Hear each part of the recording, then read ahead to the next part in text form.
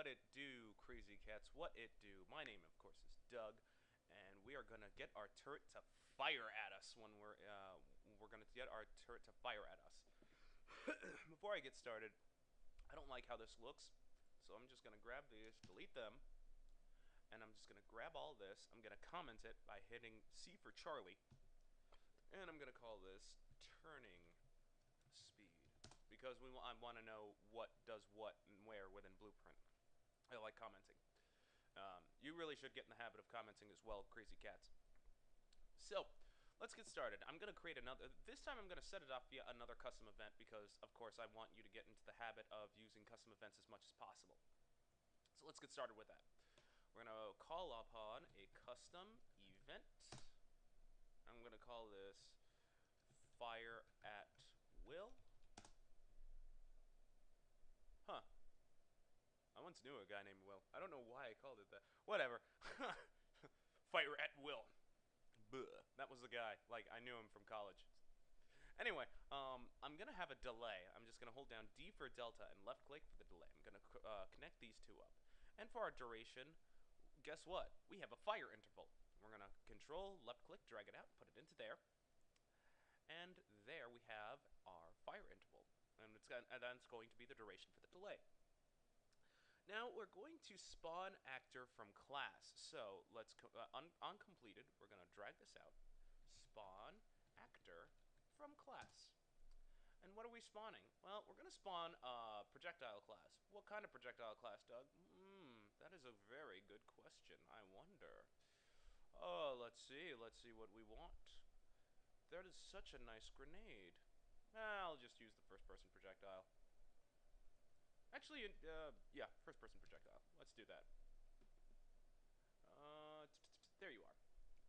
But we need a spawn transform. It can't.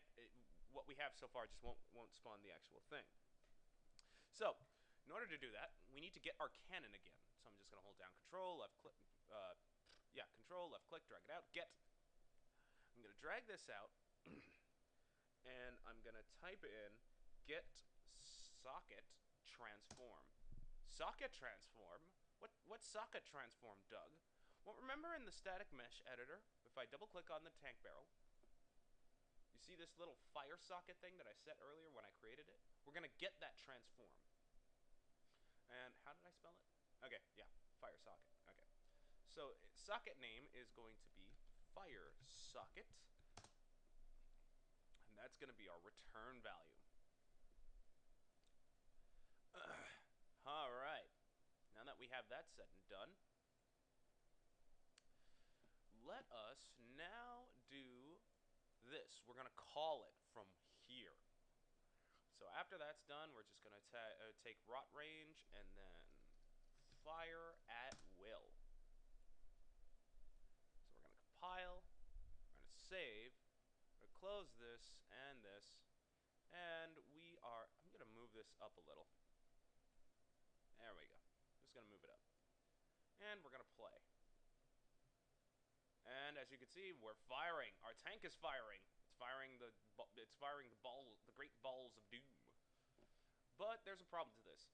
As it stands, it's going to continuously fire at us, no matter how far away we are. That's why in the next video we will get to, we're actually going to get to actually working on it, so that way if we're within range, it'll start firing at us. So, but there's one thing I don't like neither. I wanted to show you guys. Let me show you guys this as well. So let's get out of this real fast. I'm gonna go into turret again, and you know what? I'm gonna move this here. That really annoys me. I don't like the fire interval, but I really don't like going back and forth into this thing, and just setting it all over again. So in order to do that, is there an easier way to do that? Yes, there is actually. When we go to fire interval, you see this little thing here? Variable is not public and will not be editable on an instance of this blueprint. We want to click on this. So if we compile and save, go into our map, look at that! We got fire interval as our default. In fact, we can actually set a description for fire interval if we wanted to. Under the tooltip, we just say instance, no, not instance, just how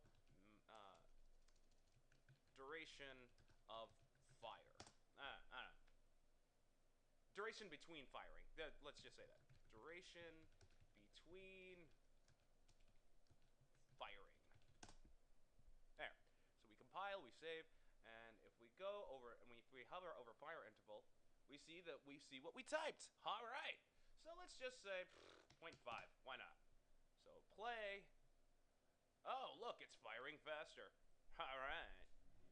And we can make it editable. It's up to you as to how you want to make it editable. I'm just going to reset it back to 1. And let's say we have 2 turrets. And I'm just going to put this at 0.5. Does that mean this is going to be 0.5? Nope, it's at 1.